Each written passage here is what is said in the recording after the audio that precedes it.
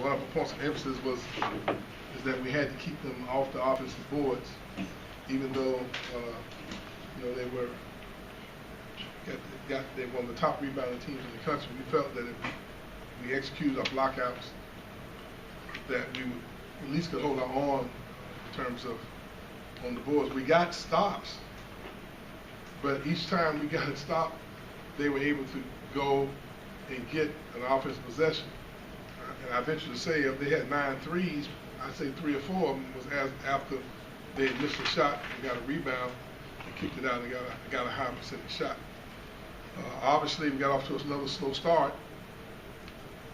If I knew what the reason was for that, then probably would have gotten off to a slow start.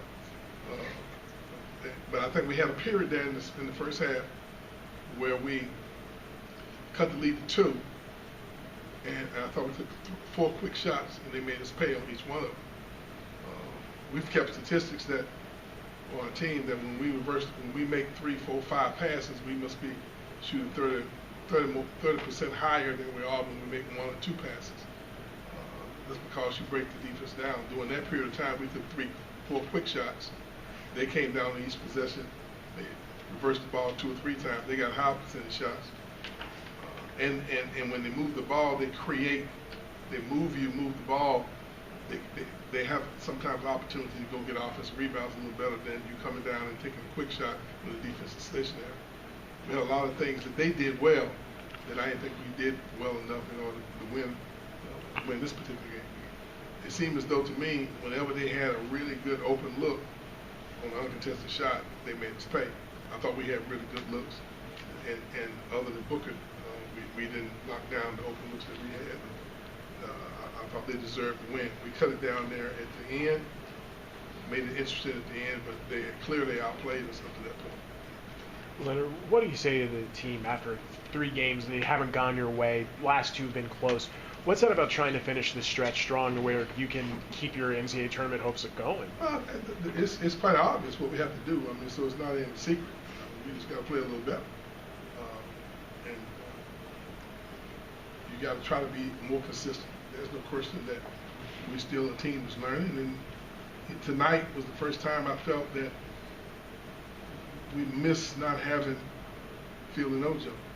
Some guys who could give us a little bit more physicality on the boards, because if it was a strength of this team, they had 2 big block players in there that took 2 space heaters. They kind of, us playing a 4-guard lineup, and they go on with 2 power forwards in there, we're in 260 apiece. It was difficult for us to overcome.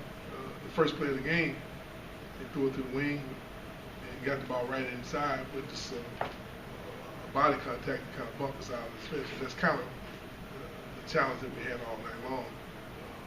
When I looked down and saw this percentage that they were shooting in the first half, a lot of them because they was taking us off the dribble, or they was getting post or getting offensive putbacks.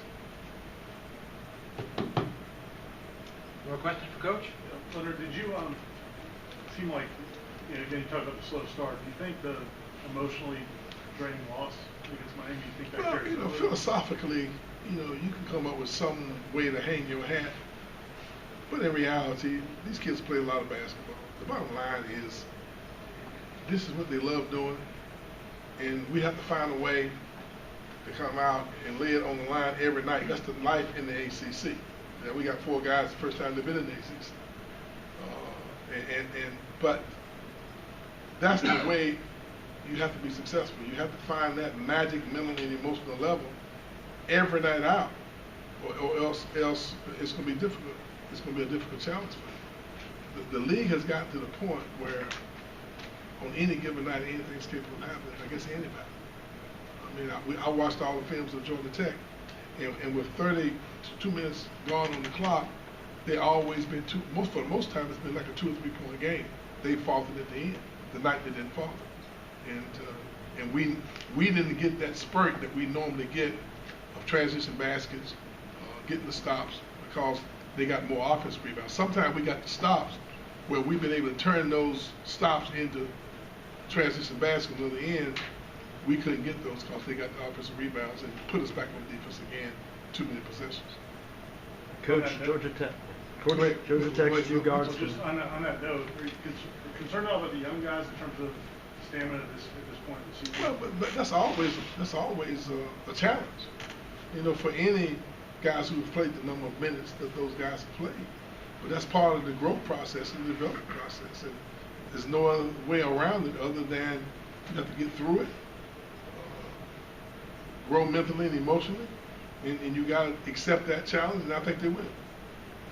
Their two guards combined for 52 points on the night. What kind of problems did they pose for your defense? Well, in the first place, they did a very good job of executing their offense by moving the ball, making an extra pass, reversing it 2 or 3 times, and they did a very good job of penetrating, attacking the basket, and they did a very good job when they had their open looks. They knocked the jump shots.